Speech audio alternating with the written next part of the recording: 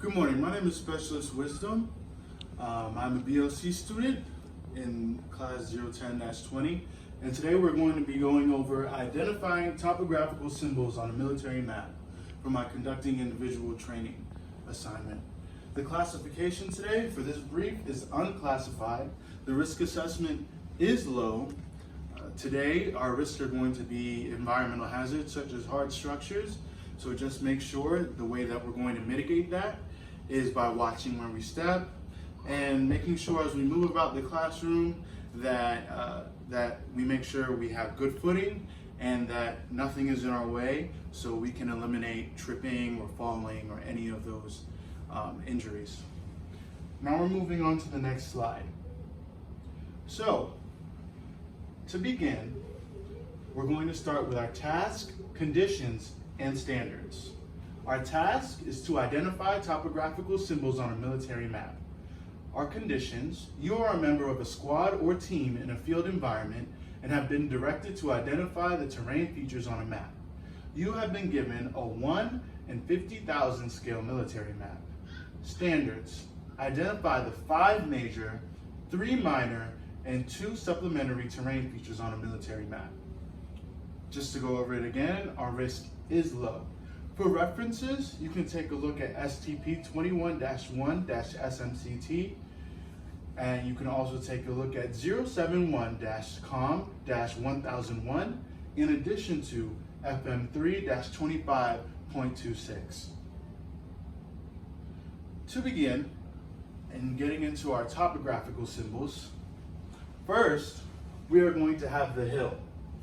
The hill is shown on a map by contour lines forming concentric circles. So big circles like that, boom, boom, boom, one after the next. The inside of the smallest closed circle is the hilltop. As you can see on this example, we have our concentric lines, 1, 2, 3, and 4. We have 4 concentric lines on the outside of this small circle in the middle. The smallest circle in the middle is our hilltop. For our next symbol, we have the saddle. A saddle is a dip or low point between 2 areas of higher ground. A saddle is not necessarily the lower ground between 2 hilltops. So don't be deceived if later on you see an example of a saddle and it looks like it may be a saddle, but a saddle is not always the low ground in between 2 hilltops. The saddle right here in the example is 2 hilltops. One hilltop right here, as evidenced by the first example, and another hilltop on the other side. In between, we have our saddle, which is the space in between the 2 hilltops. For our next symbol, we have a valley. A valley is a stretched out groove in the land. It's usually formed by streams or rivers. A valley begins with high ground on 3 sides and usually has a course of running water through it. So if you look closely at our example here, on the right side of the example, you can see rocks, maybe even a mountain pass. And in the middle of it all, you can see running water flowing through, and this is a valley. So if you take the concept of this side of the example and apply it to this map drawing, you can see the concentric circles on both sides, and then in the middle, you can see the running water going through it, as evidenced by the darkened black line that is going through, in addition to in the midst or in the middle of those darkened black lines, the thin lines, you can see dots, like these little separations or striations in the line. For our next topographical symbol, we have the ridge line. The ridge line is a line of high ground, usually with changes in elevation, and along its top and low ground on all sides. So with this ridge line, in the example, you can see a mountain pass or a mountain range, and then on top, you see the dots, the dotted line. And the dotted line is to show the elevation and to represent the ridge. Next, the ridge line.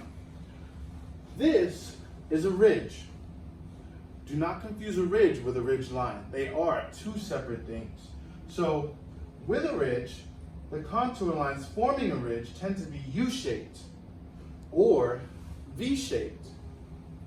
The closed end of the contour line points away from high ground. So in this example, we have U-shaped on the outside and V-shaped on the inside with these lines. And then the ridge right here is right in the middle. So the U-shaped on the outside and the V-shaped on the inside are indicative that there's a ridge. Next, we have a depression. So a depression is a low point in the ground or a sinkhole. It could be described as an area of low ground surrounded by higher ground. In this example, you can see the higher ground on the outside or on the outlying edges, and then on the inside, you can see a depression, which is like the sinkhole or sunken in ground. And then when we take a look at the map example, the depression is here as evidenced by this big, like oval-shaped object on the line, well, on the map, and it has these striations all throughout the lines. And you can tell that either it's sunken in, almost like a 3D image. It almost looks like that, like it's trying to portray that, almost like a dried out lake or pond. And then we have a draw. A draw is an initial formation of a valley. So it's the beginnings of a valley. And as we talked about before, the valley a lot of the time has water running through it. And it's surrounded by hills or a mountain pass on both sides. So the initial formation of a valley and the contour lines depict are either U-shaped or V-shaped. And they're pointing towards higher ground. So you can take a look at these contour lines. These ones right here are U-shaped. And then these ones right here are kind of a mixture of V and U-shaped on this side as well. And then in the middle, you can see the draw. Slowly, it's like this line right here. Thin line going through the middle. Next, we have a spur. So spurs are short, continuous sloping lines of higher ground, normally jutting off from the side of a ridge. A spur is often formed by two roughly parallel streams cutting draws down the side of a ridge. So if you take a look at the example of a spur, it looks a lot like an EKG. So when you take a look at the EKG, you have the highs and the lows, the highs and the lows. You have those sharp uppers and those sharp downs. So they're really just sharp cuts in the land. Up, down, up, down, up, down. And that is a spur. Next, we have a cliff, which is an abrupt change of the land. The last contour line has tick marks pointing toward low ground. Cliffs are also shown by contour lines, very close together, and in some instances touching each other. So we all know what a cliff looks like. In the old Roadrunner cartoons, the Roadrunner would, be still running and the guy following him would fall right off the cliff, or Bugs Bunny, or whatever Looney Tunes you used to watch. So a cliff is just a sharp drop off. And on the map, it's evidenced by either these tick marks along the lines, and it can show that there's a fall off right there, or where multiple lines meet to form one line right here, these converging contour lines. Then we have a cut and a fill. A cut is a man-made feature resulting from cutting through raised ground. So if you look right here, this is a cut. The contour lines on the outside represent some type of mountain range or hill, but then the cut is a split right through the middle, but the cut is man-made, unlike a valley or a draw. And then we have a fill. It's also a man-made feature resulting from filling a low area, usually to form a level bed for a road or railroad track. So then we have the fill right here, which is just a bit more of a flatter surface and a bit wider right through here. So that concludes the teaching of the standard. And now, all students, all my soldiers, you guys are going to take a brief 10 to 15 minutes to look over the examples, look over the soldier's guide, and you are going to practice with one another, and I will be observing you guys to see if you seem to meet the standard. So walking around, I'm observing my soldiers working together. Observation complete. They seem to be able to do the task to standard. Now we're going to begin our check on learning and evaluation. So what you're going to do is you're going to take the green books that I requested in my supply drop, and you are going to take a page out and number 1 through 10. And as we go through these slides, I'm going to give you guys 5 to 7 minutes on each slide, and you're going to identify these topographic symbols on each line. And then afterwards, I will score you guys, and we will see if you are able to identify all of them, and we are training to standard. So, begin. Done.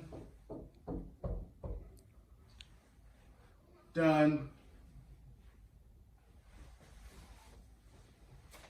Now, let me record the results. Going around the classroom. Okay, did good. I've checked all of my soldiers, and they have all trained to standard and received a T, as evidenced by the score sheet right here. So now I'm going to report the scores to command. Here's the scores. They're all trained to standard. There doesn't seem to be a need for any retraining or reevaluation, seeming as all the soldiers have been trained to the standard and got 100% on the evaluation. Next, so before you all are released, we have some tasks that need to be completed. We're going to return all necessary equipment that has been given out to you guys and ensure it's all accounted for. Next, we're going to conduct our AAR.